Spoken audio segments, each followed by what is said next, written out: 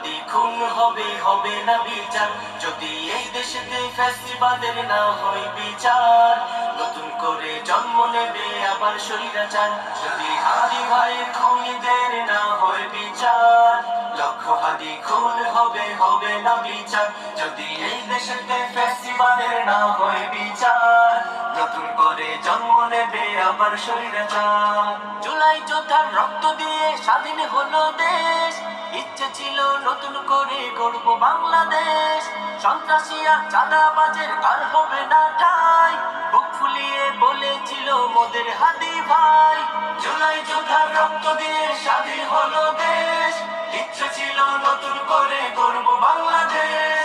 সন্ত্রাসী আর চাঁদাবাজের আর হবে না ঠাঁই, বুক ফুলিয়ে বলেছিল মোদের হাদি ভাই। ভাইয়ের খুনের বদলা নেব, সইব না তো আর যদি হাদি ভাইয়ের খুনিদের না হয় বিচার।